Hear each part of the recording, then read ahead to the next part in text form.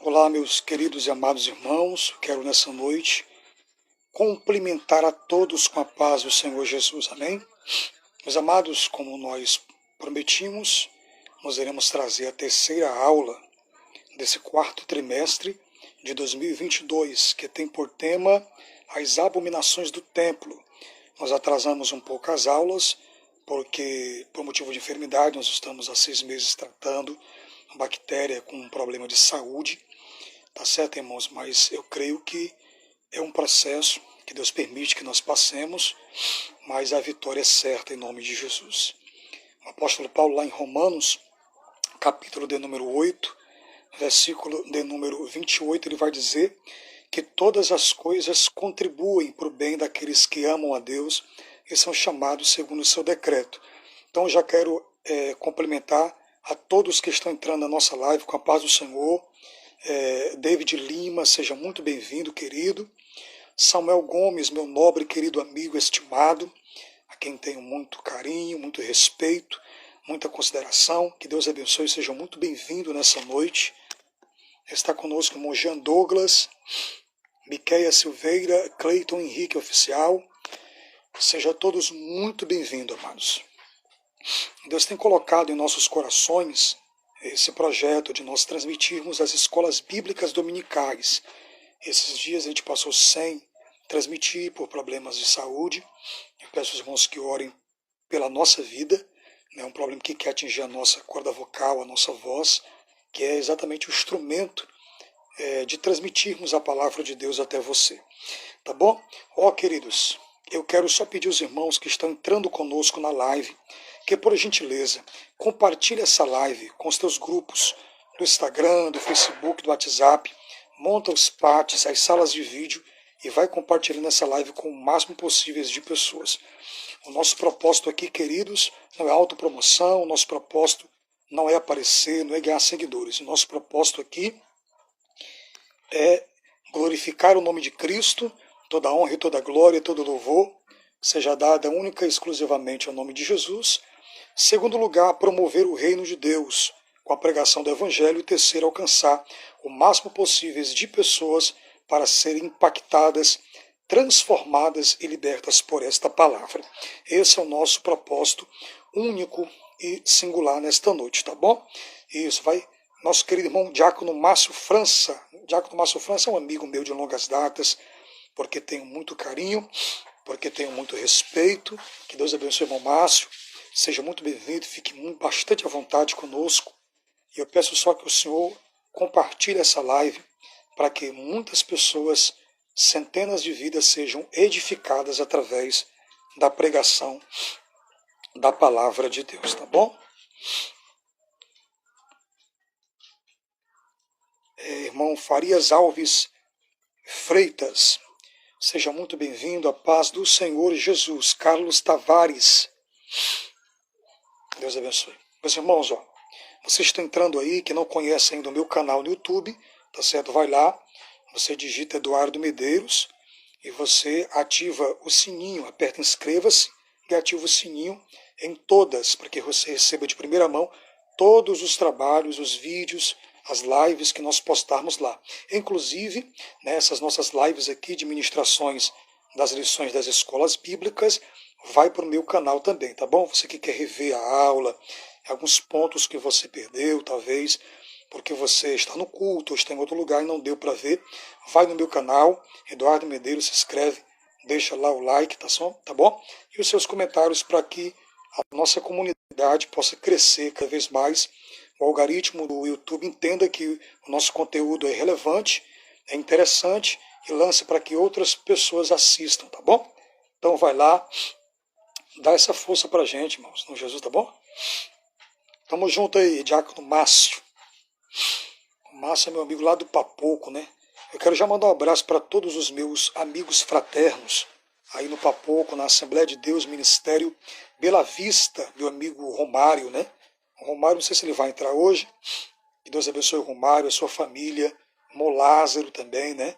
Ele esteve aqui na minha casa me visitando durante um processo delicado. Que Deus o abençoe poderosamente. Pastor Elias, enfim, todos os os meus amigos, servos de Deus aí no Papoco. Que Deus os abençoe em nome de Jesus. Esse é o meu canal lá no YouTube, Diácono Márcio França. Pronto! Diácono Márcio também, irmãos, ele tem um canal no YouTube, tá certo? Está sempre postando as ministrações, pregações. Então vai lá também, escreve no canal do nosso querido Diácono Márcio França. Laudice Tavares, seja muito bem-vinda, Paz do Senhor Jesus. Leandro, Paz do Senhor, meu querido. Fabrício, Central Gospel. Deus abençoe, Fabrício. Vamos começar, irmãos, um minutinho para a gente orar, para a gente começar, para a gente terminar mais cedo, bem mais cedo hoje. Eu tenho certeza que você que é professor de escola bíblica dominical vai, com certeza, tirar muitos subsídios teológicos aqui para aplicar na sua sala de aula, e as suas aulas se tornaram bem mais didáticas, interativas, pedagógicas, participativas, tá bom? E só mais uma vez ratificando que eu não vou ler a revista, eu vou apenas estar comentando os tópicos e os seus subtópicos, tá bom? Érica Mendes, seja bem-vinda, Paz do Senhor Jesus.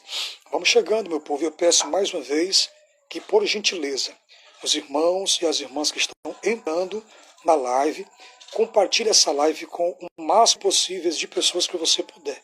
Monta os pads, as salas de vídeo e manda para os grupos esta palavra. Fazendo assim, você vai estar sendo usado como instrumento de Deus. Quem sabe essa mensagem chegue agora a alguém que está no hospital, alguém que está na UTI, alguém que está em estado grave, alguém que está no presídio, alguém que está em casa, trancado dentro de um quarto, em depressão, com transtorno de ansiedade, com síndrome do pânico.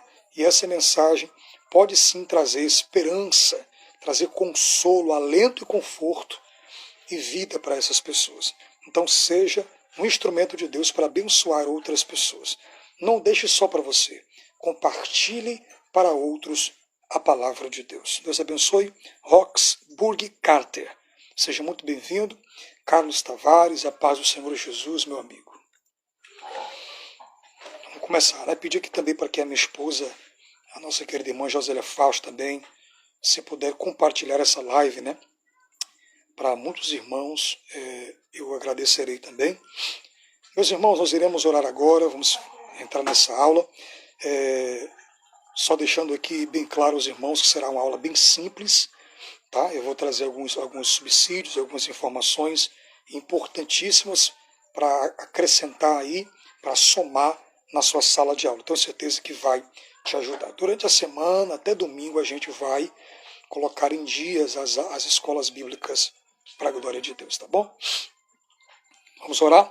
Senhor, nosso Deus e Pai, nessa noite, nós te damos graça, meu Deus, por essa oportunidade tão única e singular, e podemos estar aqui na Tua gloriosa presença, através desse meio de comunicação, dessa live, levando, meu Deus, a Tua palavra a dezenas e centenas e até milhares de pessoas, pessoas que nesse momento estão sedentas, Pai, de aprender, de ouvir a Tua poderosa palavra.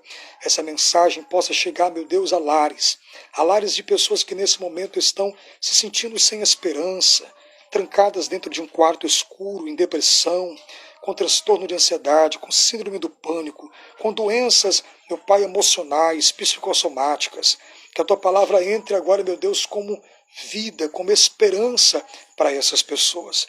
Meu Deus, quem sabe essa palavra vai entrar dentro de uma sala de UTI, onde está uma pessoa que está desenganada dos médicos, vai passar por um procedimento cirúrgico e não sabe nem se vai sobreviver. Mas Tu és aquele que ressuscitou Lázaro com 4 dias de sepultado.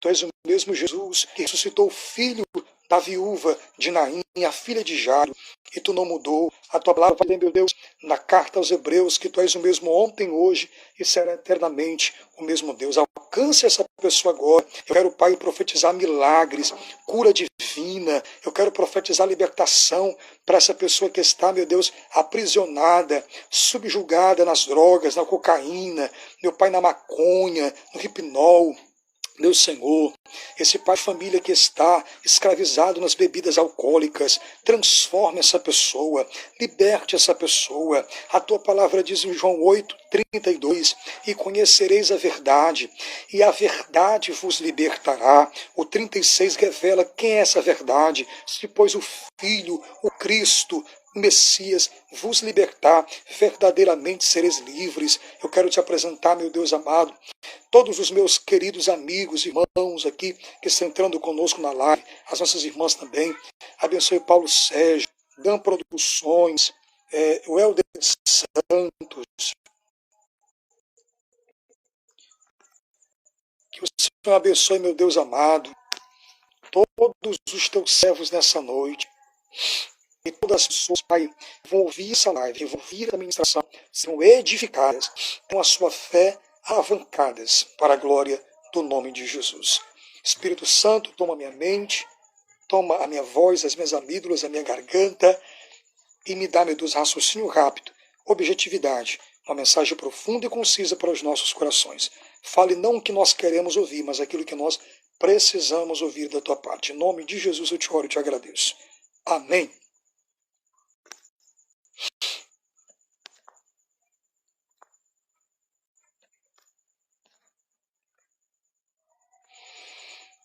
Amém, meus irmãos. Deus abençoe. Vamos agora já entrar na nossa aula. Eu quero mais uma vez ratificar para os irmãos que estão entrando agora conosco na nossa live, tá bom? Eu estarei ministrando aqui para vocês a terceira lição desse quarto trimestre de 2022, que tem o tema As Abominações do Templo, tá bom? E só avisando mais uma vez aqui para os queridos irmãos que estão entrando, que eu não estarei lendo a revista, eu estarei apenas comentando cada tópico e os seus respectivos subtópicos, tá bom? Eu tenho certeza que isso vai acrescentar muitos princípios espirituais para a sua vida, tá bom? Então é importante que você, professor, você que é professor de escolas bíblicas dominicais, que você implante isso dentro da sua sala de aula, tá certo, queridos? Então vamos lá, né?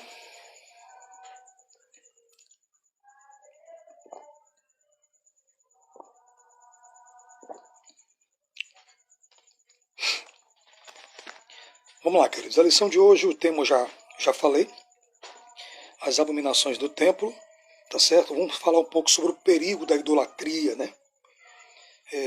Vamos falar um pouco sobre toda a ruína espiritual e moral e ética que o povo estava vivendo por causa da idolatria, dos pecados grotescos que o povo de Israel estava cometendo contra Deus no período do profeta Ezequiel, tá certo, queridos?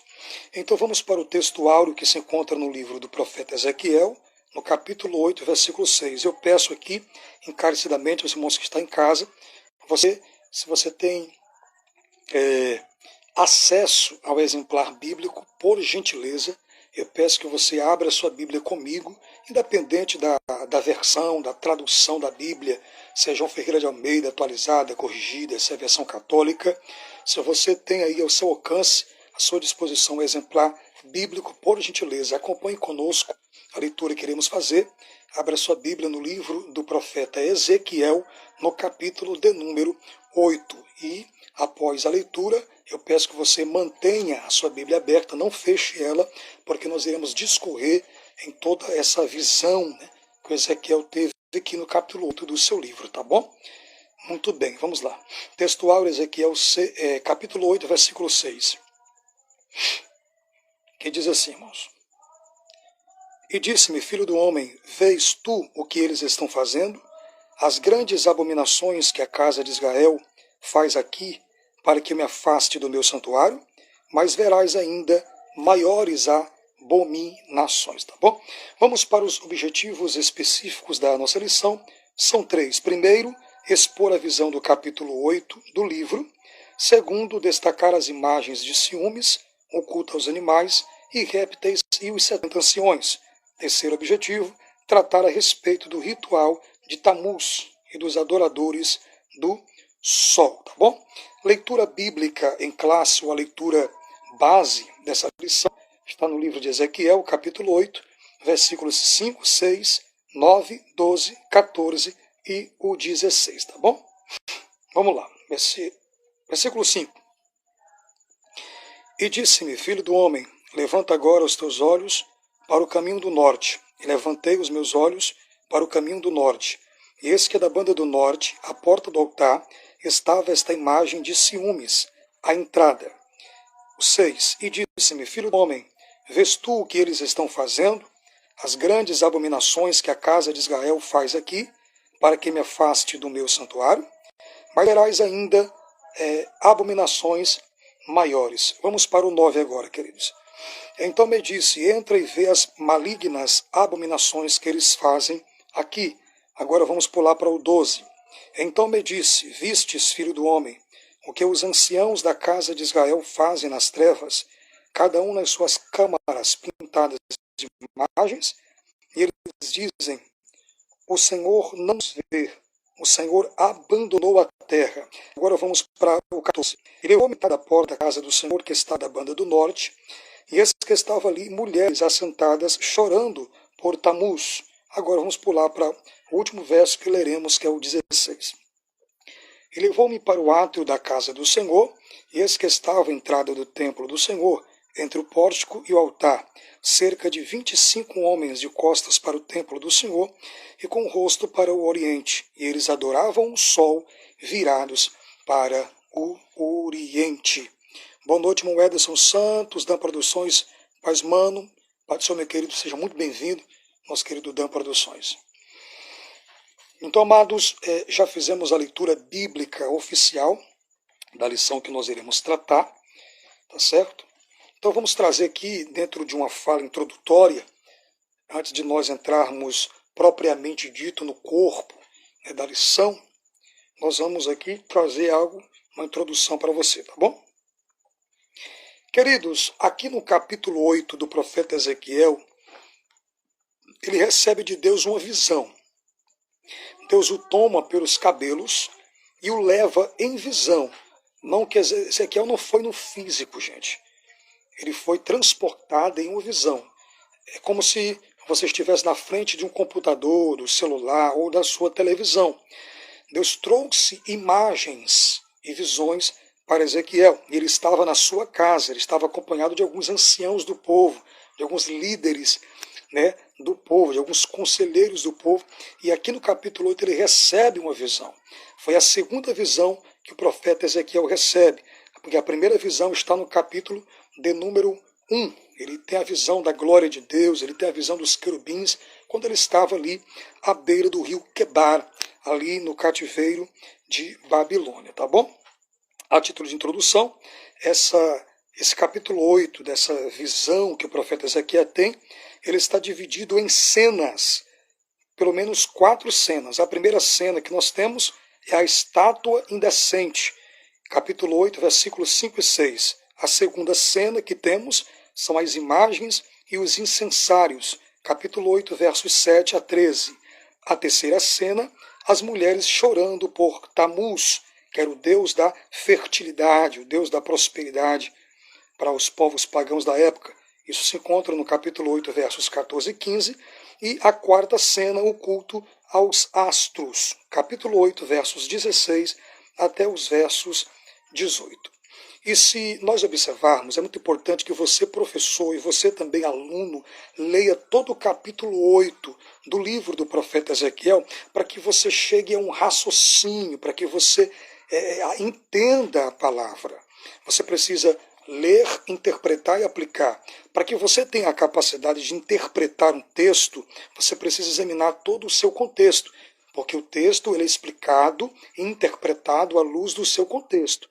Texto sem contexto é pretexto para uma heresia.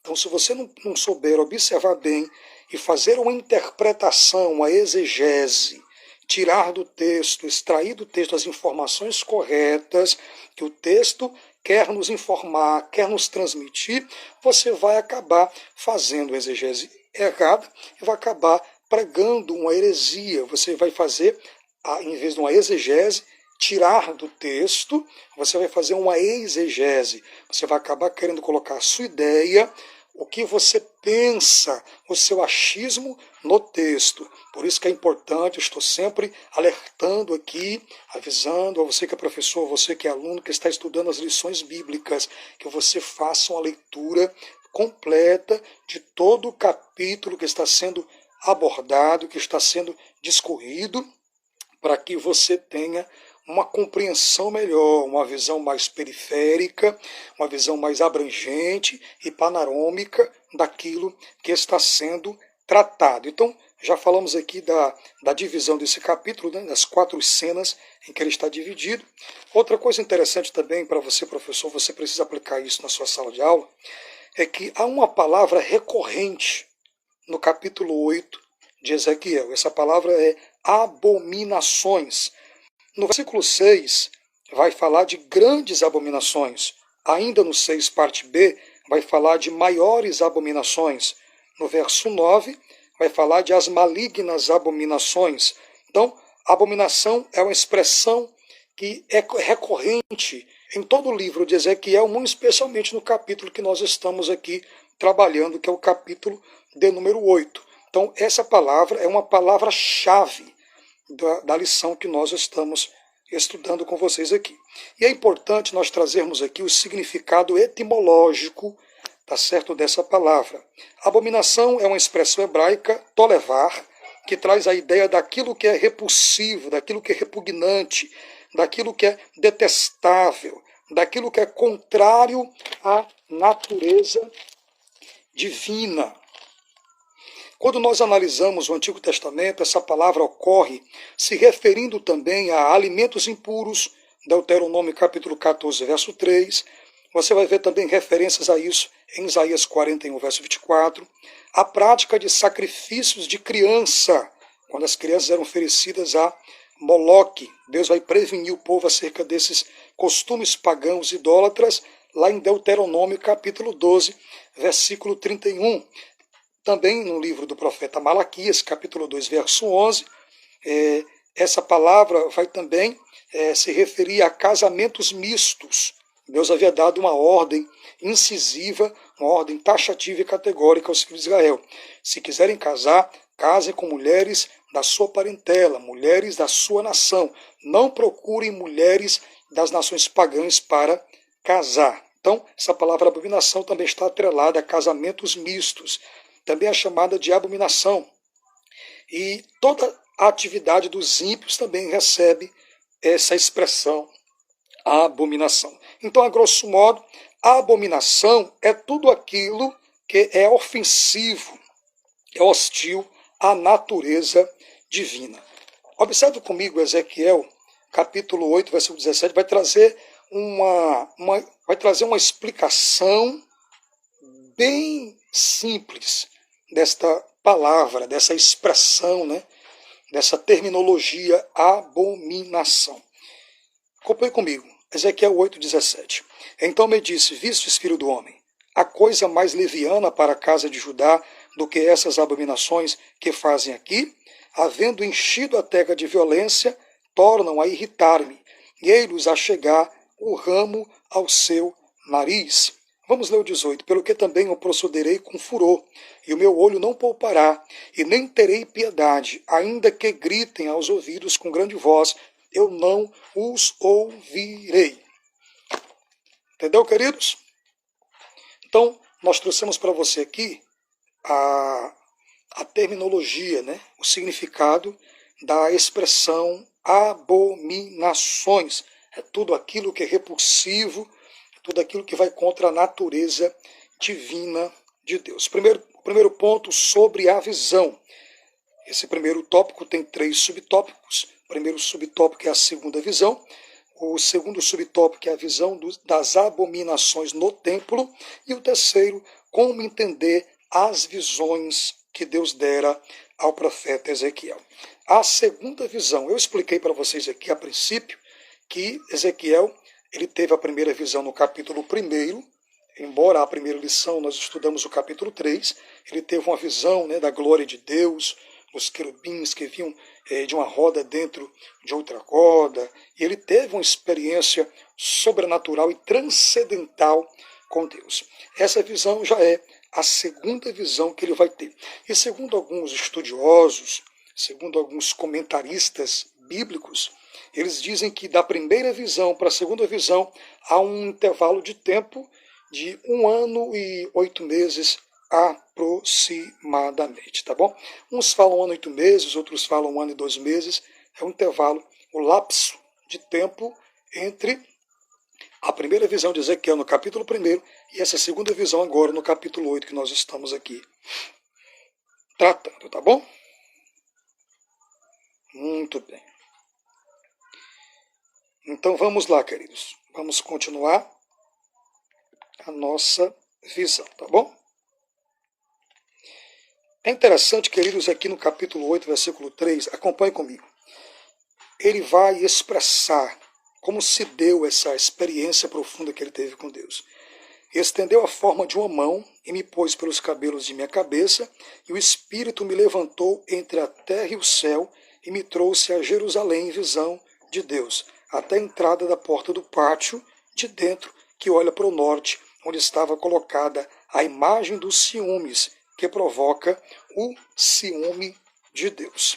Então, Ezequiel está aqui compartilhando aqui a sua experiência sobrenatural que ele teve, né? Ele diz que como uma mão veio e o agarrou pelos cabelos da sua cabeça e lhe deixou suspenso entre a terra e o céu e o transportou a Jerusalém. Na verdade, o Espírito Santo trouxe ali as imagens de Jerusalém e do templo para que o profeta visse os pecados horrendos, nefandos, nefastos, grotescos que o povo de Israel estava praticando contra Deus.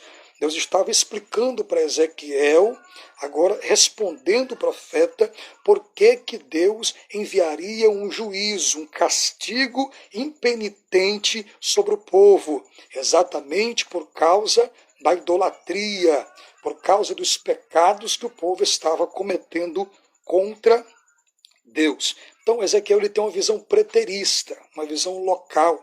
Na lição passada, nós estudamos, né, o capítulo de número 7, e Deus havia dado uma sentença para o povo de Israel, no versículo 2 e também no 6. E de forma poética, usando um paralelismo judaico, Deus vai dizer através de Ezequiel: o fim vem o fim sobre os 4 cantos da terra. E é importante eu explicar para os irmãos aqui que esse fim que Deus estava sancionando não é um fim universal, um fim mundial, era um fim local.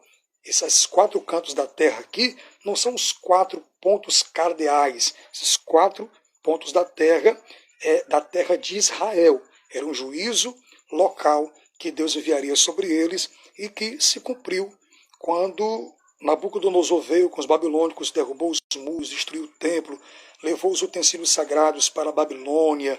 Muitos foram mortos a fio da espada, por peste, por fome, e milhares foram transportados para o exílio de Babilônia. Então esse fim aqui não é um fim escatológico, embora nós possamos fazer uma interpretação, uma contextualização para o futuro, mas essa escatologia é uma visão preterista, é uma visão para aqueles dias, para o contexto de Ezequiel, e esse fim não é um fim mundial, era um fim local sobre a terra de Israel, tá bom? Muito bem. Interessante que ele diz que Deus ele via uma mão, e Deus, ele, para se revelar aos homens na Bíblia, Deus fala a linguagem humana. Quando você vê na Bíblia as expressões, as mãos de Deus não estão encolhidas, os pés de Deus, o nariz de Deus, os ouvidos de Deus, os olhos de Deus, queridos, isso é uma linguagem chamada na teologia de antropomorfismo, ou seja, é você atribuir a Deus características humanas ou membros humanos, entendeu? E existe também uma linguagem chamada antropopatia, que atribui a Deus sentimentos e emoções humanas, porque o texto que eu li diz que Deus está irado com o povo. Então são 2 linguagens só para você entender, tá bom? Então vamos lá. Eu falei para vocês na primeira lição que nós tratamos que o projeto de Deus em escolher Abraão, lembrando que Abraão viveu numa terra totalmente pagã, idólatra, e o pai de Abraão era, segundo os historiadores, ele era fabricante de estatuetas de deuses pagãos que eram adorados na época. Então Abraão sai dali, ele atende o chamado de Deus, ele sai às cegas, crendo na promessa, crendo naquele que lhe havia prometido, com 75 anos de idade, habita na terra da promessa como terra alheia, e lá Deus faz de Abraão uma grande descendência, uma grande nação. E o projeto de Deus para Israel era que Israel fosse uma bênção para as demais nações. Deus queria que a partir de Israel o seu nome se perpetuasse, a bênção fosse espalhada para as demais nações. Não é que Deus estava fazendo segregação, partidarismo ou rejeição das demais nações. Deus escolheu Israel para que a bênção da salvação fosse compartilhada com todos os povos da terra, tá bom? Vamos agora para as abominações do templo, Ezequiel capítulo 5, versículo 11. Eu já havia mostrado ao profeta, vai dizer assim, Ezequiel 5 e 11. Portanto, tão certo como eu vivo, diz o Senhor Jeová, pois que profanastes o meu santuário, como todas as tuas coisas detestáveis, e com todas as tuas abominações, também eu te diminuirei, e meu olho não te poupará, nem terei piedade de ti. Veja que Deus está se expressando com ira. Não terei piedade. O meu olho não te poupará, porque Deus dera muitas oportunidades para que Israel se arrependesse. Deus deu oportunidade ao Reino do Norte. O Reino do Norte não quis ouvir. Deus manda os assírios, sob a tutela de Ticlac-Pileser II, um grande líder militar na época, e o povo é levado para a Síria. E nunca mais essas 10 tribos voltam. Os poucos que ficaram na região de Samaria, o que Ticlac-Pileser fez? Ele pega outros povos de outras nações, de outras culturas, e manda para aquela região de Samaria, e acontece uma miscigenação, uma mescla, uma mistura, uma miscelânea de povos, de raças. Os poucos que ficaram ali em Samaria não conseguiram manter o culto a Deus, a santidade, a obediência aos mandamentos, estatutos que Deus havia estabelecido, e acabaram caindo nos costumes idólatras e pagãos e imorais daqueles povos que foram ali para aquela região. É por isso que havia o ódio, essa ojeriza entre judeus e samaritanos, porque embora os samaritanos fossem irmãos de sangue dos judeus, eles haviam se misturado com as outras nações. Por isso que havia esse ódio, como no episódio de João 4, com a mulher samaritana, quando ela discrimina Jesus, quando ela trata Jesus com preconceito e rejeição, exatamente por causa disso. E lá na frente, na reconstrução do templo, são exatamente os líderes samaritanos, Sambalate, Tobias e Gessem, que se opõem à reconstrução dos muros de Jerusalém, e isso aflora cada vez mais e aumenta o ódio que havia entre esses dois povos, que na verdade eram um povo só. Tá bom, queridos? Então, Deus havia avisado, Deus havia alertado o povo, mas infelizmente o povo era de dura cerviz, o povo era de coração obstinado. Acompanhe comigo o versículo 18 do capítulo 8, irmãos. Pelo que também eu procederei com furor, o meu olho não te poupará, nem terei piedade, ainda que me gritem aos ouvidos, ou seja, ainda que me implorem com grande voz, eu não ouvirei. Então Deus é incisivo. Deus aqui está dizendo, eu não terei piedade, o meu olho não vai te poupar, eu virei com muito furor, com muita ira contra vocês, e trarei a disciplina, trarei a correção. Veja que Deus deu muito tempo para que o Reino do Sul não tivesse o mesmo destino do que os seus irmãos do Norte, mas o povo não quis dar ouvido ao profeta Ezequiel. Tá certo? Glórias a Deus. Então vamos continuar aqui, queridos. Por que Deus não terá piedade do povo? O versículo 3 está bem claro. Porque, infelizmente, o povo havia se desviado de Deus. O povo havia se afastado de Deus, o povo havia adulterado contra Deus, traído Deus com os outros deuses pagãos daquela época. Por isso que Deus vai levar em espírito Ezequiel até Jerusalém e vai mostrar o templo de Deus. E a visão é progressiva, Deus leva até o pátio, do pátio Deus leva até o lugar santo, do lugar santo Deus leva até o lugar mais íntimo, que era o santo dos santos. E por um buraco na brecha, Deus disse, olha aí pela brecha, eu vou te mostrar os pecados que esse povo tem cometido contra mim. Coisas terríveis e coisas imorais que estão fazendo. Então, é essa cena que Deus vai mostrar para o profeta. E essa expressão do juízo de Deus, disciplina de Deus, ela vai se repetir várias vezes. Confira comigo o versículo 15 do capítulo 8. E disse-me, viste, filho do homem, verás ainda abominações maiores do que estas. E levou-me para o átrio interior da casa do Senhor, e eis que estava a entrada do templo do Senhor, entre o pórtico e o altar, cerca de 125 homens de costas para o templo do Senhor, e com o rosto para o oriente, e eles adoravam o sol, virados para o oriente.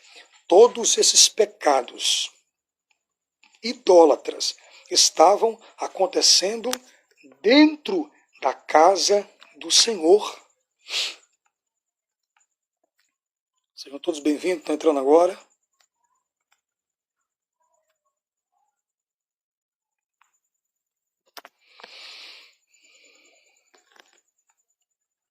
Então, queridos, eram pecados terríveis.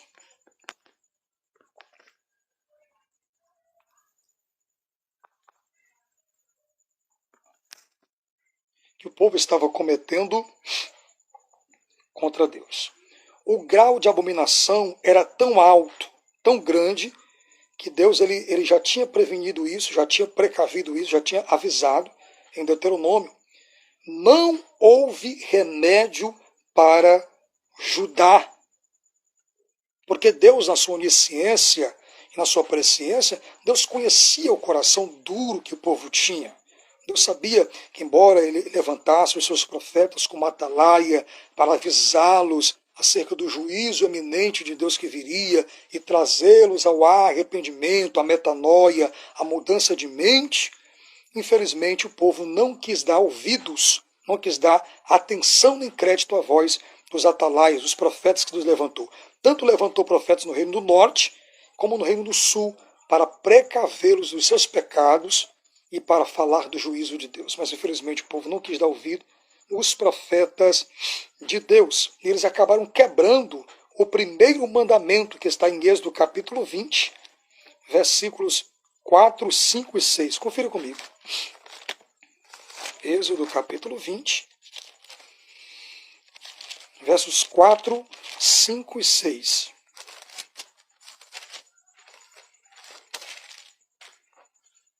Diz assim, não farás para ti imagem de escultura, nem alguma semelhança do que há em cima nos céus, nem embaixo na terra, nem nas águas, nem debaixo das águas. Não te curvarás a elas, nem servirás, porque o Senhor teu Deus, sou Deus zeloso, que visito a maldade dos pais nos filhos, até a terceira e quarta geração daqueles que me aborrecem. Verso 6. E faço misericórdia e milhares aos que me amam e guardam os meus mandamentos. Então Deus havia deixado bastante claro na sua constituição, no decálogo, nos 10 mandamentos, que na verdade não eram só 10, eram 613 preceitos. Os 10 eram os principais aqui, né? Não farás para ti imagens de escultura, não te curvarás a ela, e nem prestarás culto. Amarás o Senhor teu Deus acima de todas as coisas. Mas o povo acaba quebrando esse primeiro mandamento do decálogo. Tá claro para vocês, queridos? Muito bem. Compartilhe essa live com o máximo de pessoas que você puder, para que essa mensagem alcance muitas vidas nessa noite, tá bom? Então vamos para o terceiro ponto. Como entender a visão? Como nós interpretarmos essa visão e trazermos uma aplicação pessoal, uma aplicação prática, e contextualizarmos essa mensagem e aplicarmos ela. Onde essa mensagem se encaixa nos nossos dias, na minha vida, na sua vida, tá bom? Porque eu sempre estou ratificando aqui os irmãos, eu sempre tenho essa precaução, esse cuidado de explicar para vocês. O texto, ele se explica à luz do seu contexto. O contexto pode ser os versículos anteriores ou os versículos posteriores, tá bom? E a lei hermenêutica e exegética funciona assim. O texto ele deve ser lido, interpretado e aplicado. Primeiro você vai ler o texto, você vai observar todo o texto e o contexto, e quando você encontrar o ponto central, a verdade principal do texto, você terá capacidade agora para interpretar o texto, uma vez que você entendeu. Tá certo?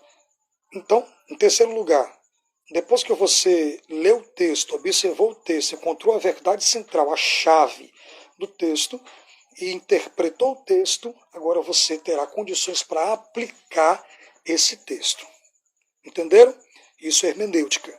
É a arte de se interpretar a Bíblia. Isso é exegese. Extrair as informações que o texto quer nos repassar, que o texto quer nos informar, que o texto quer nos transmitir. Está claro para você? Simples, né? Como entender a visão? Como Deus está respondendo ao profeta acerca da visão que ele está tendo. Deus está justificando aqui por que ele traria julgamento sobre a casa de Israel. Observe comigo as expressões de Deus. Deus é bem taxativo. Versículo 6, olha o que diz. Vamos voltar para Ezequiel 8, verso 6. E disse-me, filho do homem, vês tu o que eles estão fazendo? As grandes abominações que a casa de Israel faz aqui, para que me afaste do meu santuário, mas verás ainda maiores abominações. Perceba que Deus ainda, a despeito dos gravíssimos pecados, das abominações, das coisas repulsivas e repugnantes que o povo estava fazendo ali dentro do templo de Deus. Imagine fora na cidade. Apesar disso, Deus ainda estava no templo. Deus vai dizer o que eles fazem dentro da minha casa. Mas, infelizmente, os pecados do povo, eles chegam a um grau tão degradante, tão deplorável, tão terrível, a ponto de Deus dizer, eu me ausentarei desta casa, eu terei que sair desta casa, porque eu não posso compactuar com o pecado, eu não posso conviver com aquilo que é repugnante, com aquilo que é abominável aos meus olhos. É isso que Deus está dizendo. Observe comigo aí, versículo 14. E levou-me à entrada da porta da casa do Senhor, que está da banda do norte, e eis que estavam ali mulheres sentadas, chorando por Tamuz. Queridos, isso é gravíssimo. Olha até que ponto chegou os pecados da nação de Israel. As mulheres choravam dentro do templo, gente, do pátio do templo. Isso aqui é Ezequiel tendo uma visão sobrenatural do templo de Deus. As mulheres choravam por Tamuz. Tamuz era considerado o deus da fertilidade. O deus da fertilidade. E as mulheres choravam diante desse Deus. Tudo isso acontecendo dentro do templo de Deus. Dentro do templo de Deus, querido. Observe o versículo 16 comigo. E levou-me para o átrio interior da casa do Senhor. Observe que, primeiro, o Espírito leva para a entrada, para a porta do templo de Deus. E logo na porta ele encontra uma imagem, chamada aqui no texto de a imagem dos ciúmes. Que imagem era essa? Alguns estudiosos, alguns eruditos da Bíblia vão apontar que essa imagem seria a imagem de Aserá, uma deusa fenícia que era muito adorada por muitos povos, e todas as vezes em que o povo de Israel se apostatava de Deus, que caía em declínio espiritual, eles adoravam essa deusa. Nós sabemos também da época de Acabe, quando Acabe casa com Jezabel, uma mulher da Fenícia, filha de Etbaal. Logo ela implanta, ela introduz ali dentro de Israel o culto a Baal e a Será. Então a Será era esposa do deus El, que era o mesmo deus Baal, certo? Então a Será era uma deusa feminina e Baal o deus masculino. Por diversas vezes na Bíblia, diversos períodos da história de Israel, quando eles se apostatavam, quando eles caíam no paganismo, eles adoravam a essa deusa chamada Aserá. Tá bom, queridos? Muito bem. Esse era o grau de declínio espiritual e moral e ético e doutrinário que o povo estava vivendo, era um verdadeiro sincretismo religioso, era um verdadeiro uma ecumenização religiosa, porque alguns adoravam a Deus e outros adoravam a Será. As mulheres adoravam a Tamuz, outros lançavam seus filhos como sacrifício para o deus Moloque, algo insano, algo terrível. Tudo isso acontecendo dentro da casa de Israel, tá bom? A questão não era só a casa do Senhor, a questão não era só o templo de Deus, era também os instrumentos, os utensílios sagrados que foram consagrados para o uso exclusivo do templo. O que é que eles estavam fazendo, irmãos? O que é que os líderes religiosos da época, os sacerdotes, que tinham a responsabilidade de representar Deus no meio do povo, que tinham que ser referenciais, exemplos, espelhos, paradigmas de santidade e de pureza para o povo. O que é que eles estavam fazendo, irmãos? Os líderes. Eles pegavam o incensário de Deus e no altar do incenso eles ofereciam sacrifícios a deuses pagãos. Olha que declínio espiritual terrível. Os homens que deveriam ser espelhos para a nação estão oferecendo no incensário, no altar de Deus, incenso a deuses pagãos. E com certeza eles utilizavam o altar do incenso, o altar do holocausto, objetos que foram consagrados para o uso restrito do sacrifício a Deus. Por isso que Deus mandou juízos sobre a nação de Israel. E Deus foi bem incisivo: não te poupará meu olho, eu não terei piedade de ti. Eu já te dei chances e oportunidades demais. Eu te dei tempo para tu se arrepender, mas tu não queres se arrepender. Talvez você que está me ouvindo agora, existem pecados de estimação, hábitos, costumes na sua vida, que Deus tem te dado tempo para que você se arrependa, para que você abandone e renuncie esses pecados. Renuncie esse pecado enquanto há tempo. Deus está te dando oportunidade nesta noite, porque Ele tem um projeto na tua vida, querido. Receba esta palavra nessa noite. Irmão Silva, pessoal que está entrando aí, fique à vontade, queridos. É muita gente que está entrando aqui. Deixa eu voltar aqui.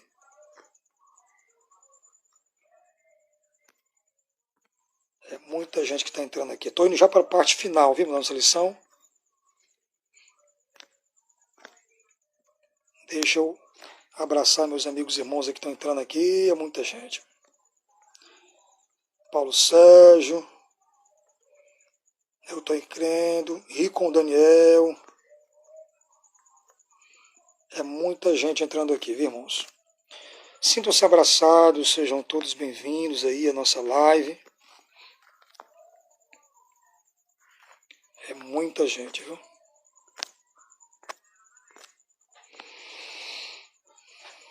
Então é isso aí, vamos dar continuidade aqui, partindo já para o final da nossa lição, né?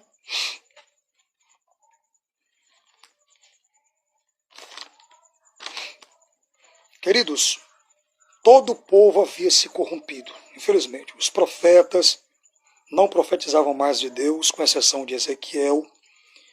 Os profetas eram profetas por conveniência, só profetizavam aquilo que o povo queria ouvir, aquilo que massageava o ego do povo. Os sacerdotes ofereciam incenso e sacrifícios a deuses pagãos. E os anciãos, que eram os líderes do povo, os conselheiros do povo, infelizmente, haviam se vendido para esse sistema corrupto, tá certo? Ezequiel 5 e 6. Confira comigo Ezequiel 5 e 6. Ela, porém, mudou em impiedade os meus juízos, mais do que as nações, e os meus estatutos mais do que as terras que estão ao redor dela, porque rejeitaram os meus juízos e não andaram nos meus caminhos. Então, está claro, a nação de Israel rejeitou os meus juízos, os meus estatutos que eu havia estabelecido. Por isso, consequentemente, o meu juízo, a correção, será inevitável. Confira comigo agora, capítulo 7, versículo 27 de Ezequiel. O rei se lamentará, e o príncipe se vestirá de amargura, e as mãos do povo da terra se molestarão, conforme o seu caminho, e lhes farei, e com os seus juízos os julgarei, e saberão que eu sou o Senhor. Então Deus está dizendo aqui, eu estou julgando o povo conforme os seus caminhos, as suas atitudes, os seus procedimentos. Isso é questão de escolha. E eu sempre explico para vocês que a lei da semeadura é irrevogável. Não dá para revogar. O plantar é opcional. Eu planto a semente que eu quero e a quantidade que eu quero, basta eu ter um terreno. Mas a colheita é e será sempre obrigatória. Eu vou colher exatamente a semente que eu plantei e na quantidade que eu plantei. Eu sou livre para fazer escolhas. Deus nos deu o livre-arbítrio. E isso é uma lei que nem Deus infringe, Deus respeita. Somos livres para tomar decisões, mas não somos livres para escolher consequências de nossas escolhas erradas. Entendeu, queridos? O que você plantar, você vai colher.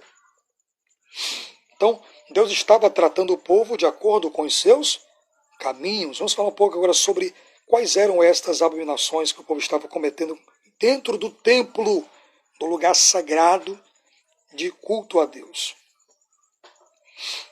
Tá certo? Acompanhe comigo mais uma vez o versículo 18 do capítulo 8. Pelo que também eu procederei com furor, o meu olho não poupará, nem terei piedade. Ainda que me gritem aos ouvidos, com grande voz eu não os ouvirei. Então o juiz já estava sancionado. Everton Siqueira, seja bem-vindo. Pai do Senhor Sérgio. Ellerson, seja muito bem-vindo. Deus estava dizendo, eu não volto atrás mais da sentença que foi dada. Esse povo será julgado. Esse povo será castigado por causa dos seus pecados. Primeiro, que no versículo 3, o Senhor o leva em espírito para a porta do templo de Deus, a porta do pátio, que era o primeiro compartimento exterior, fora ali dos lugares santos do templo de Deus, e ele vê a imagem dos ciúmes, que eu expliquei, que era a imagem de Acera. Queridos, aqui nós notamos a insensibilidade do povo. Eles praticavam essas abominações, não era escondido não, eram as claras. Olha em que estado chegou a nação de Israel. E essas abominações preparam três aspectos. Primeiro, religioso, moral e social. Haviam três aspectos dessa queda do povo, desse declínio do povo. Religioso, moral e social. Ezequiel 8:3, nós vamos ver a imagem do ciúme na entrada. Eu já expliquei para vocês a insensibilidade do povo. O povo havia se apostatado. O que significa apostasia? Apostasia é o abandono premeditado e consciente da fé e das doutrinas importantes e básicas da fé. Por exemplo, eu sou um cristão, eu acredito na salvação, na justificação, na regeneração, eu acredito na libertação, eu acredito que Jesus morreu para me salvar, eu acredito que eu tenho uma herança preparada para mim, e eu passo agora a desacreditar, a desconstruir tudo aquilo que eu construí, tudo aquilo que eu acreditava, eu passo a desacreditar dessas coisas. Então isso é apostasia, é o afastamento consciente e premeditado das doutrinas basilares da fé. Paz, meu querido Márcio Antônio e Paulo Sérgio. Glórias a Deus. Então eles estavam adorando Aserá na porta do pátio. E no período de Josias, um rei crente, um rei temente a Deus, Josias faz uma faxina no templo, tira as imagens, altares dos Baalins de Acera, restaura o culto a Deus. Mas após a morte de Josias, irmãos, o povo volta novamente para o pecado. Então a trajetória de Israel foi uma trajetória oscilante. Foi um ciclo de avivamentos e apostasia. Avivamentos e apostasia. Deus levantava um libertador, o povo estava ali, conquistando, Deus mandava chuva, Deus mandava prosperidade, Deus mandava fartura, a semente crescia, os frutos vinham, mas após a morte desse líder, o povo novamente estava fazendo o que era mal aos olhos do Senhor e novamente se apostatavam de Deus. Márcio Antônio, olá, boa noite, peço oração por minha casa. Amém. Estaremos orando, viu? Daqui a pouquinho, viu, irmão Márcio? Estaremos orando daqui a pouquinho, em nome de Jesus, por você e sua casa, tá bom? Então vamos lá. O período mais terrível em que essa deusa Sera era adorada foi no período do rei Manassés, considerado um dos piores reis da casa de Israel, tirando Acabe. Certo? Vamos aqui agora para outra abominação que o povo estava praticando, por isso eu estava mandando juízo sobre eles, era a idolatria. Confira comigo os versículos 7, 8, 9 e 10. 7, 8, 9 e 10. O 7 diz assim: E levou-me à porta do átrio, olhei, e eis que havia um buraco na parede. Olha aí, havia um buraco na parede. Certo? Agora o 8. E disse-me, filho do homem, cava agora naquela parede, e cavei na parede, e eis que havia uma porta. E isso é Deus mostrando ao profeta em visão a situação deplorável, degradante, terrível que vivia o povo e os pecados que eram praticados dentro do templo. Olha o 9. Então me disse, entra e vê as malignas abominações que eles fazem aqui. Deus já tinha mostrado no pátio o que é que eles estavam fazendo, colocando a imagem de Aserá. Agora Deus está mostrando um buraco na parede para o profeta, dizendo, cava, e eu vou te mostrar o que eles fazem aí dentro. Olha o versículo 10. Eu olhei e entrei e olhei, e eis que toda forma de répteis, de animais abomináveis, de todos os ídolos da casa de Israel, estavam pintados na parede em todo o redor. Olha que coisa terrível, que coisa repugnante. Vamos ler o 11. E 70 homens dos anciãos da casa de Israel, com Jazanias, filho de Safã, que se achava no meio deles, estavam em pé diante das pinturas, e cada um tinha na mão o seu incensário, e subia uma espessa nuvem de incenso. Queridos, eu estou falando para você que os líderes do povo, os líderes religiosos da época, estavam oferecendo incenso a imagens de deuses pagãos pintadas na parede da casa do Senhor. Fazendo uma aplicação prática, uma contextualização dessa mensagem e aplicando para os nossos dias, não é isso que está acontecendo hoje.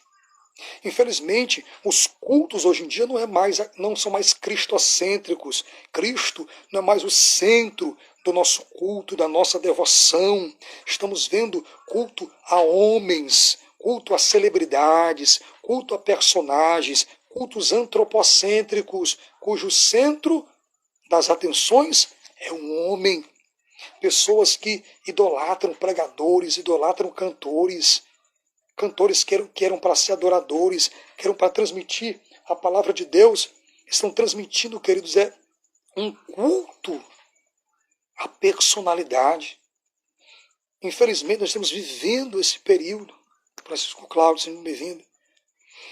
Esse culto ao homem, até mesmo nas letras das músicas evangélicas hoje, infelizmente, o centro, o alvo, o cerne principal não é mais Cristo.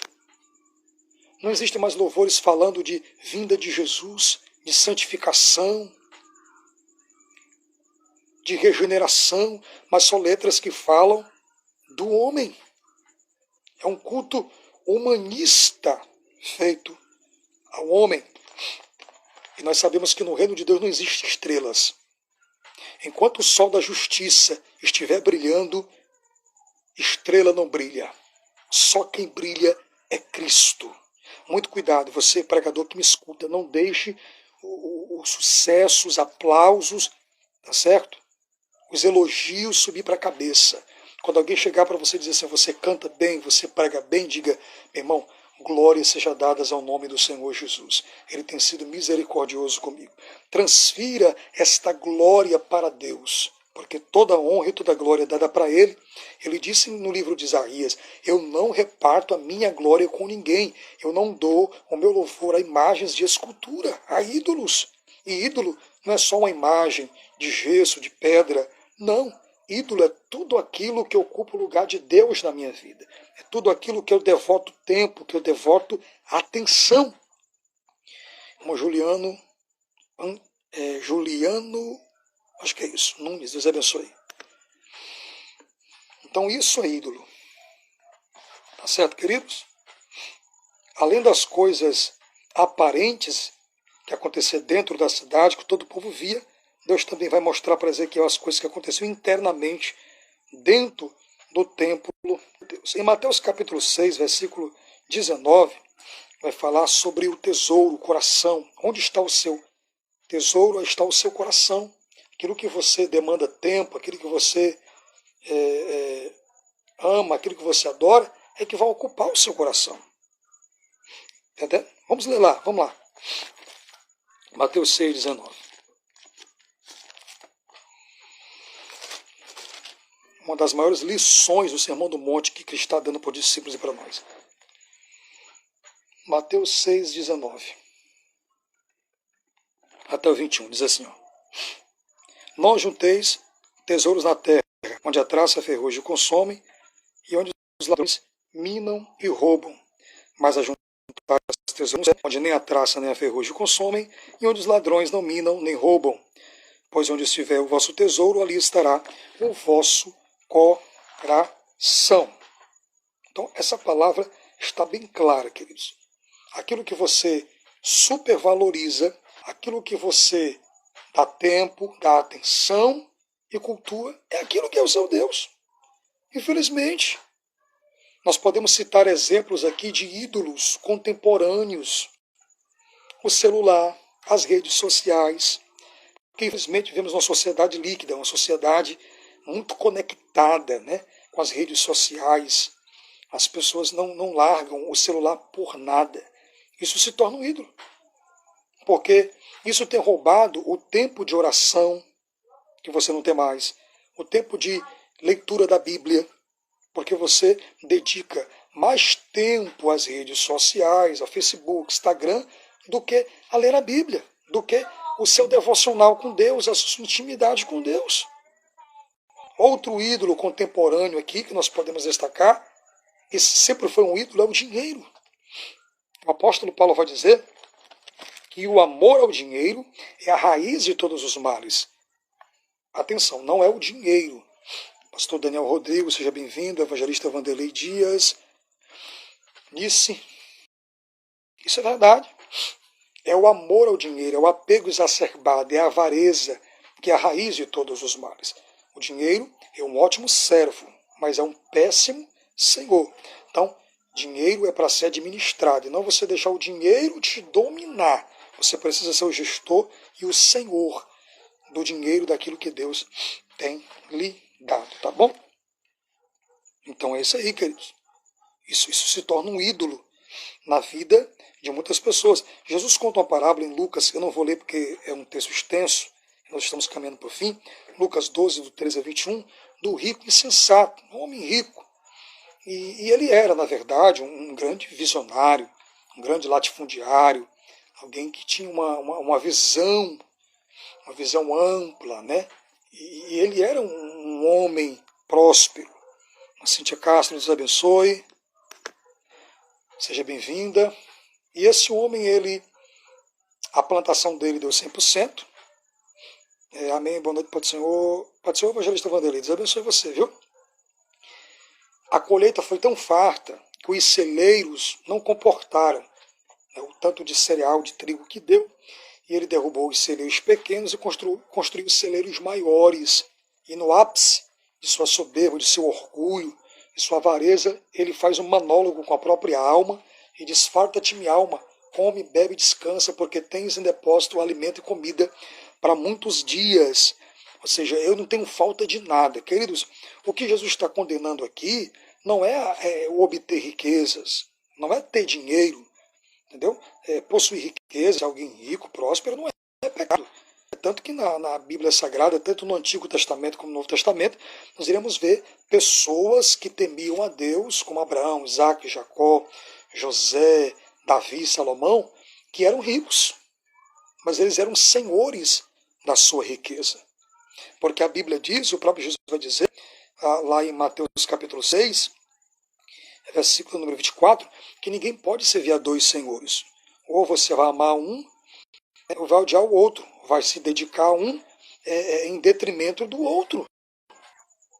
Não podemos adorar a Deus e a Mamon, que é a representatividade do Deus das riquezas. Queridos, a única coisa que disputa o nosso coração com Deus não é nem o diabo, é o dinheiro e a riqueza. O que Jesus está reprovando aqui nesse homem não é o fato dele ter tido uma colheita próspera, não, ele era um visionário. Ele era um ótimo investidor, ele era um ótimo gestor. O que Jesus está condenando e reprovando nele aqui era a sua soberba, era a sua avareza. É tanto que do céu vê a voz, louco, hoje perderão tua alma, e tudo que tu tens reservado, tudo que tu tens guardado em depósito, todo o teu patrimônio, toda a tua riqueza que tu gareou com muitos anos de trabalho, para quem será? O que Deus está dizendo aqui, queridos, contextualizando para este rico, é assim: você já montou um império, um patrimônio na terra e no céu. O que adiantará o homem ganhar o mundo inteiro vindo a perder a sua alma? Jesus chega para um príncipe, um jovem, que o indaga dizendo: mestre, o que eu faço para conseguir a vida eterna? Aí Jesus vai colocar ele à prova, vai fazer um teste com ele para saber aonde estava o coração daquele jovem, a prioridade daquele jovem. Jesus olha para o jovem e diz: queres ter a vida eterna? Pega todos os teus bens e dá aos pobres. Depois vem, segue-me e terás um tesouro no céu. O jovem parou, refletiu, olhou para as suas riquezas, que era o seu ídolo, e ele disse: não posso fazer isso. Ele não quis desapegar-se, ele não quis renunciar ao seu ídolo, que era a sua riqueza. Em contrapartida, na história de Zaqueu, publicano em Lucas 19, Zaqueu havia se arrependido. Ele disse: Senhor, se eu tenho defraudado alguém, eu vou restituir essa pessoa 4 vezes mais.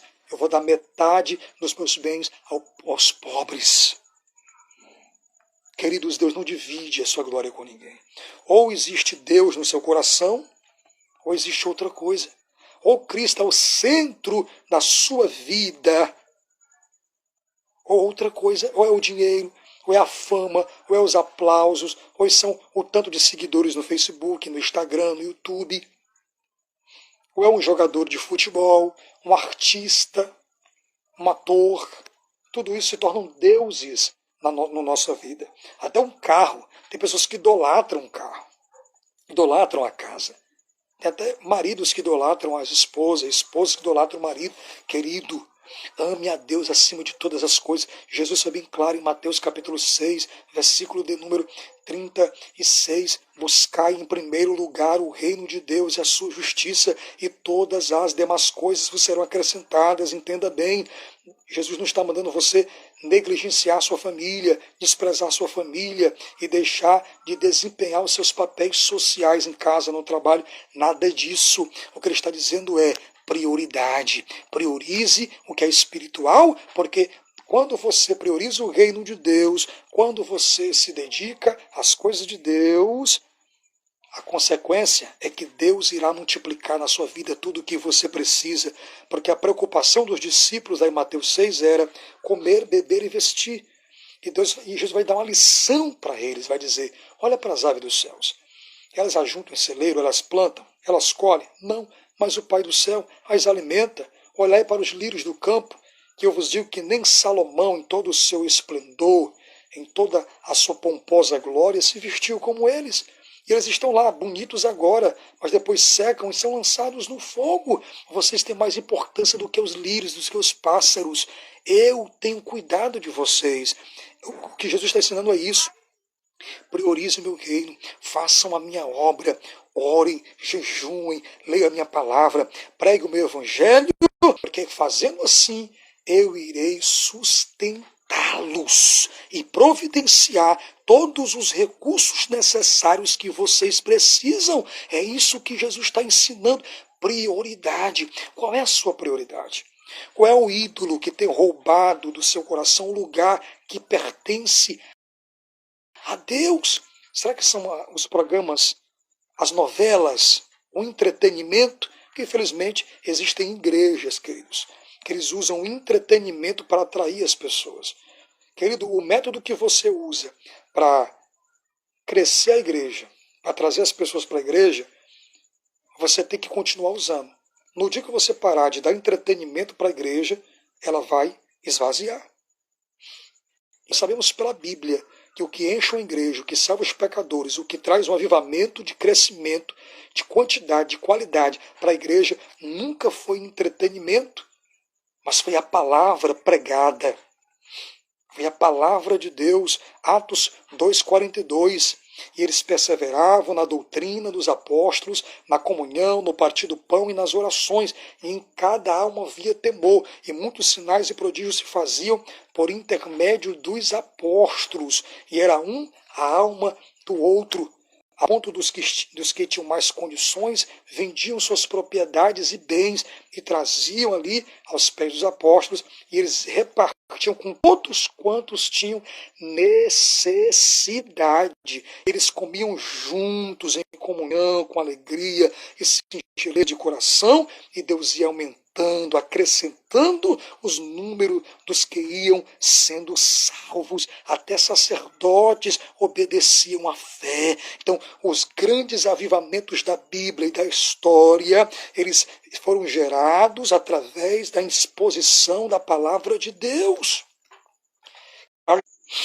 Uma frase do Charles Spurgeon, considerado um dos príncipes dos pregadores, que ele dizia que chegaria um tempo em que os pastores se transformariam em palhaços para entreter os bodes. E nós estamos vivendo nesse tempo, queridos.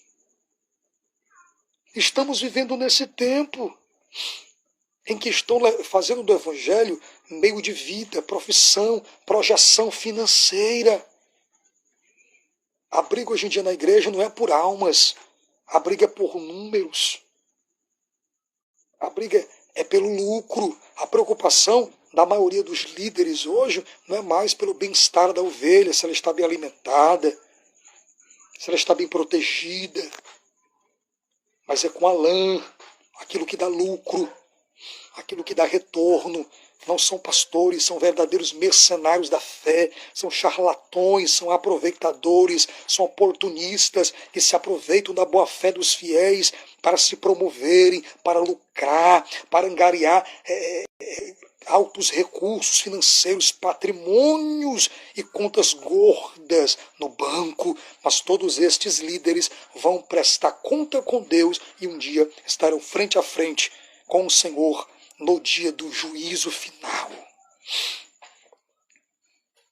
E vão prestar conta com Deus. Ai dos pastores que fazem errar minhas ovelhas. Então vamos continuar. Queridos, terceira João, vamos lá. Terceira epístola de João 1, 9 e 10. Compartilha esse vídeo. Irmão Alisson, seja bem-vindo. Primeira epístola de João 1, 9 e 10. Estou contextualizando essa lição para hoje. Quais são os ídolos contemporâneos que disputam Deus no nosso coração? E essa é uma mensagem de introspecção, uma mensagem de reflexão, de autoanálise, de exame. Examine a sua vida. O que é que tem roubado o lugar de Deus na sua vida? O que é que tem roubado aquele tempo de oração que você tinha antes? Aquele tempo de leitura bíblica que você tinha antes? A tarde de evangelismo que você tinha antes? O que é que tem roubado o seu tempo? O que é que tem preenchido o seu espaço? Examine nessa noite a sua vida. Como está a sua vida? Como está o seu altar na presença de Deus? 1 João 1, 9 e 10. Se confessarmos os nossos pecados, Ele é fiel e justo para nos perdoar os pecados e nos purificar de toda injustiça. Se dissermos que não temos pecados, fazemos mentiroso, e a sua palavra não está em nós. Todos nós somos pecadores. Amém, queridos? O que nós vemos hoje em dia, irmãos, é uma briga, uma concorrência por cargos, por títulos dentro da igreja. Dentro da igreja. Infelizmente, não é pecado você ter um título eclesiástico. Se você tem um chamado, Deus vai honrar você no momento certo. A tua liderança vai te olhar, vai observar o chamado específico de Deus na tua vida e você vai ser honrado, reconhecido, tanto por Deus como por sua liderança. Mas você precisa esperar o tempo certo.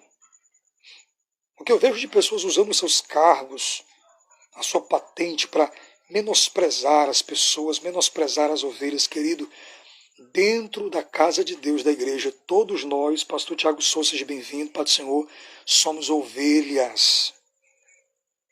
Independente da sua condição social, independente da sua condição, da sua formação intelectual, da sua formação acadêmica, Deus não nos chama por causa de anéis, de teologia, anéis de formatura, por causa de um pedaço de papel, de um certificado de bacharel, de mestre, de doutor. Não! Deus chama quem Ele quer, Deus vocaciona, Deus capacita a pessoa que Ele quer. O seu pastor pode ser uma pessoa iletrada, pode ser uma pessoa que não tenha tanto conhecimento, mas você precisa respeitá-lo, se submeter à sua liderança. Um abraço, meu querido Eduardo aí, meu xará, né? Eduardo aí, que Deus abençoe e compartilhe essa live aí, meu querido. Deus abençoe para você, viu? Então é isso, querido. O maior exemplo de humildade é Jesus. Mateus 11, 28.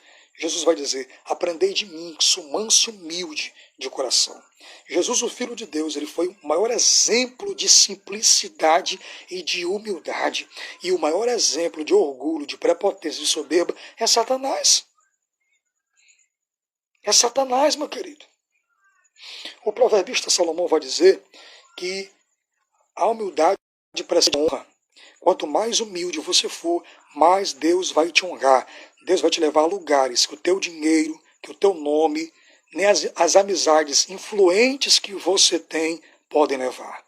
Só a humildade pode te levar. Exemplos na Bíblia. A humildade tirou Davi do pasto e levou Davi para o trono. Só que não foi da noite para o dia. Não.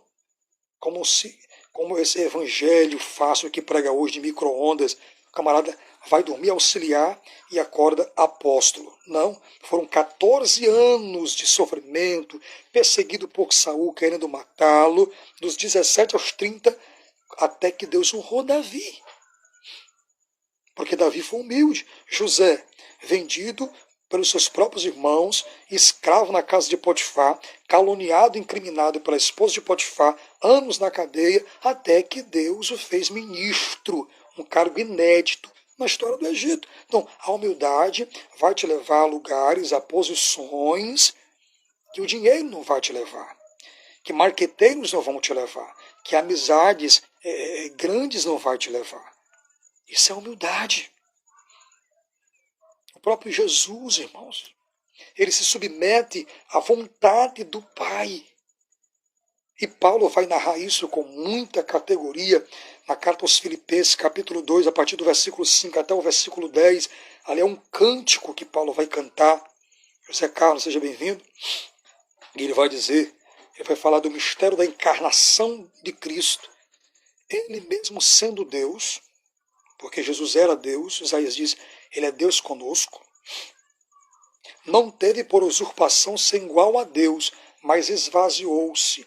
Essa palavra esvaziou-se é kenos ou kenosis. Possuir, mas abrir mão de usar. Ter, mas abrir mão de utilizar. Jesus tinha todos os atributos da divindade, era onipresente, onisciente, onipotente, soberano, atemporal, eterno, presciente. Todos os atributos. Mas o amor de Deus foi tão grande pela raça humana que ele se despiu, se desfez de toda a sua glória e se revestiu da nossa humanidade, com todas as suas fragilidades, com todas as suas limitações, haja vista que ele se torna um ser humano e achado na forma de servo, na forma humana, ele foi fiel à sua missão até a morte e morte de cruz. E morte de cruz. Aí depois vem o resultado da obediência e da humildade de Jesus. Pelo que Deus o exaltou soberanamente, ele deu um nome que está acima de todos os nomes, para que ao nome de Jesus se dobre todos os joelhos, dos que estão nos céus, na terra e debaixo da terra, e toda a língua confesse que Jesus Cristo é o Senhor, para a glória de Deus, o Pai, o segredo da honra, o segredo do destaque é a humildade. Eu sempre explico que a humildade é uma virtude abstrata, invisível, metafísica. A humildade não sabe que existe. No dia que a humildade souber que existe, ela deixa de ser humildade. Porque tem pessoas que têm uma visão equivocada do que é humildade, do que é uma pessoa humilde. Acho, não, aquele irmãozinho anda com a chinela havaiana, um prego debaixo da chinela, anda com a roupa suja, ele é humilde. Queridos, humildade é uma coisa, necessidade ou desleixo, falta de higiene é outra coisa. Humildade não está resumida, restrita à roupa, à veste, à aparência. Humildade é uma virtude interior, é no caráter, é no tratar, é no agir, é no pensar. Isso é humildade. Humildade é você considerar o seu próximo melhor do que você, maior do que você, mais preparado do que você. Isso é humildade. Humildade é você ver alguém com fome e dar de comer, ver o seu irmão com sede e dar de beber, ver o seu irmão nu, dar vestes para as vestir, ver o seu irmão doente e lhe ver preso e visitar. É isso que Jesus ensinou. A qualquer destes pequeninos que vocês fazem a mim. Isso é humildade. Exemplo de soberba na Bíblia, o próprio Satanás. Nabucodonosor, no ápice da sua soberba, ele olha para a Babilônia, ele olha para aquela suntuosidade, para aqueles templos, para os jardins suspensos, que eram considerados uma das 7 maravilhas do mundo antigo, e ele diz, essa é a minha Babilônia que eu criei para minha glória, para minha majestade. E Deus vai lá, tira o raciocínio dele, e ele sai do palácio e passa 7 períodos comendo capim com os bois, por causa da sua soberba, por causa da sua prepotência, da sua arrogância. Lembro-me agora daquela parábola do publicano e fariseu. Os dois estão lá no templo e o fariseu ele se gloria, o fariseu ele se orgulha, dou o dízimo, dou 3 vezes o dízimo, jejum 3 vezes na semana, eu sou alguém importante.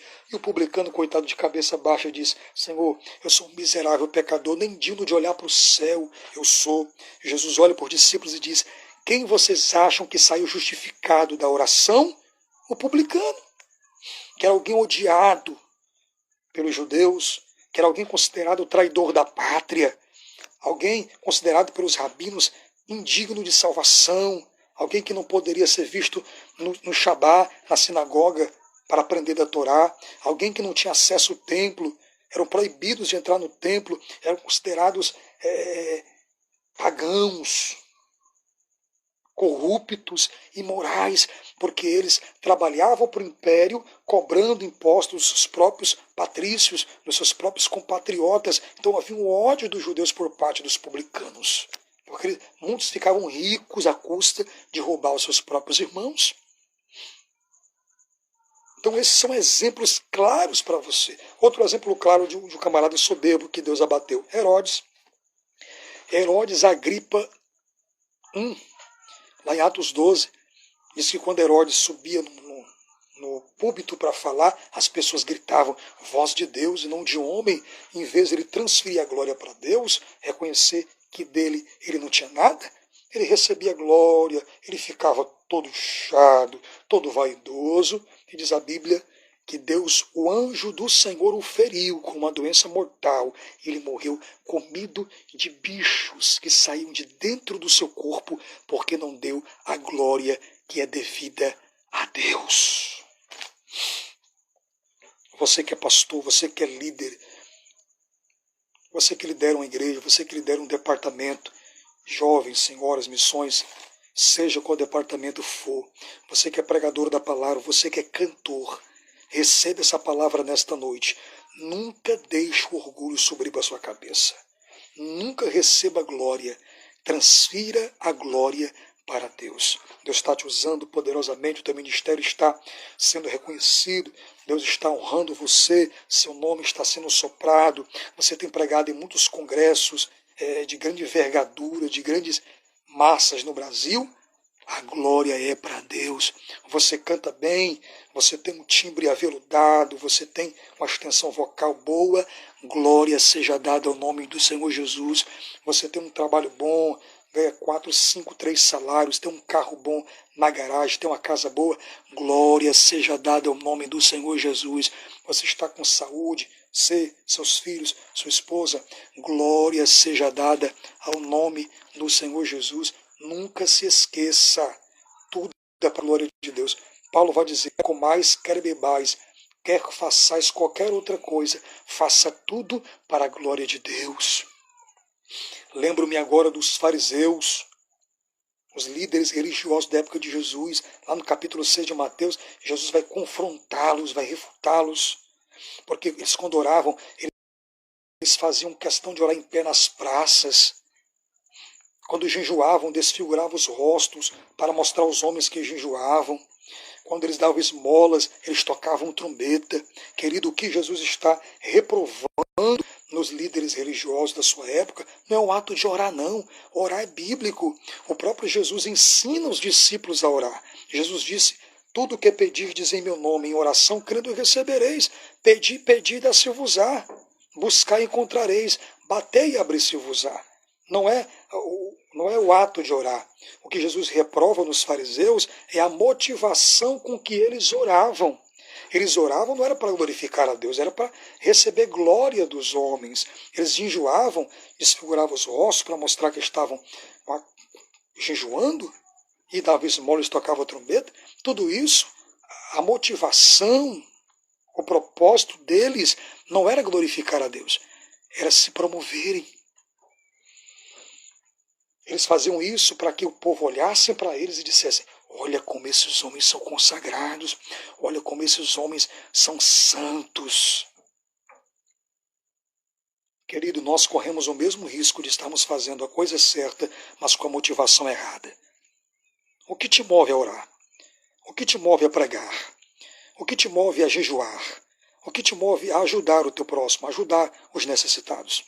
Será que você está fazendo isso por amor a Deus e ao seu próximo? Porque quer viver o Evangelho na sua essência? Ou você tem feito isso para as pessoas verem? Para você ser gloriado pelos homens? Por ovação humana, por reconhecimento humano, por galardões e recompensas humanas? Reveja hoje o que motiva você a orar, o que motiva você a fazer essas coisas, o que te motiva a ir para o culto. Essa mensagem é muito séria de introspecção e de reflexão. Será que você está fazendo o correto com a motivação certa? Porque o contexto vai dizer que é Deus quem recompensa. É Deus quem galardoa aqueles que fazem a sua obra. Bernardo e Joelma, Deus abençoe, sejam bem-vindos. Estamos caminhando para o final da nossa lição. Então já falamos aqui, né, acerca dos deuses contemporâneos, o dinheiro, a fama, o sucesso. Falamos sobre, pode ser um programa de televisão, artistas gospels, até elementos judaicos que muitos estão adicionando ao culto. Candelabro, menorá, arca dentro da igreja. Queridos, esses símbolos não têm mais nenhum significado espiritual para a igreja. A arca ninguém sabe onde é que está mais. Nós estamos na nova aliança. Cristo inaugurou essa aliança. Hoje a arca é Cristo. A arca é Cristo. A arca pode ter importância para os judeus, como objeto de valor, sagrado, mas para a igreja não existe essa importância mais nesses utensílios. Então, eu vejo essas igrejas que usam esse tipo de utensílios como um retrocesso. Como um retrocesso. Ah, evangelista, mas você está muito crítico. A gente não presta culto a esses utensílios. Queridos, leia Hebreus 7, 8, 9, 10, você vai ver que estas coisas eram apenas sombras. Sombras do Cristo que viria. Todos os utensílios, o tabernáculo, com a sua indumentária, com seus ornamentos, tudo apontava para o Cristo que viria. Jesus veio e cumpriu a aliança e nos abriu uma nova aliança. Amém? E, infelizmente, muitos cantores e pregadores e ministros têm negociado os seus princípios e valores cristãos por causa de cachês, por causa de salários. Eles se vendem. Certo? A erotização, infelizmente até dentro da igreja, existe uma erotização da fé, irmãos, infelizmente. Então vamos aqui para o final. A reflexão que fica para você é: o que está ocupando o seu tempo? Ou o que deve ocupar o seu tempo? Primeira Epístola de João 5:1. Olha o que diz. Todo aquele que crê que Jesus Cristo todo aquele que crê que Jesus é o Cristo nascido de Deus, todo aquele que ama ao que o gerou, também é nascido de Deus. Tá certo? Então essa é a mensagem que eu tenho para você. Deus ele manda o juízo sobre Israel por quê? Por causa das abominações, dos pecados repulsivos. A palavra abominação, dentro da interpretação mais íntima dessa palavra, significa vômito, esterco do esterco. Algo que causava náuseas em Deus, repugnação, uma palavra bem mais popular, nojo em Deus. O que o povo estava praticando dentro do santuário. Eles estavam profanando o lugar sagrado. E porventura não é isso que acontece dentro de muitos templos no Brasil e no mundo? Querido, se você colocar na internet heresias e aberrações que acontecem dentro de igrejas, você vai ver tantas coisas terríveis acontecendo dentro dos templos e homens se utilizando do nome de Deus, se utilizando da fé, se utilizando da Bíblia para enganar as pessoas, movimentos falsos, avivamento, fogo estranho dentro da igreja, aberrações acontecendo dentro das igrejas. E se você não tiver uma vida alicerçada, enraizada na palavra de Deus, se você não buscar conhecimento, você será uma presa fácil. Você será levado por todo o vento de doutrina. Lá em 1 Timóteo 4, Paulo vai dizer: o Espírito expressamente diz que nos últimos dias surgirão muitos falsos mestres, doutrinas de demônios e espíritos enganadores. Vamos ter cuidado, irmãos. Essa é uma palavra de alerta para mim e para você. Então medite nessa mensagem. Essa lição que eu tinha a tratar, nós iremos na quarta-feira trazer a lição de número 5 para você. Então eu peço a você, mais uma vez, compartilhe essa live com os seus parentes, com os seus familiares, com os seus vizinhos, com os seus colegas de trabalho, com os seus irmãos da igreja, tá certo? E só mais um aviso, ratificando, você que ainda não conhece o meu canal no YouTube, tá certo? Nós temos lá um canal, digita Eduardo Medeiros,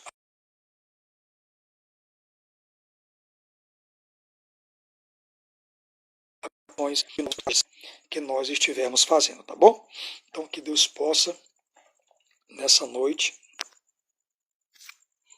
abençoar todos os irmãos. Irmãos, eu quero só um feedback dos irmãos. Me digam se vocês estão me vendo aí. Vocês estão me vendo aí?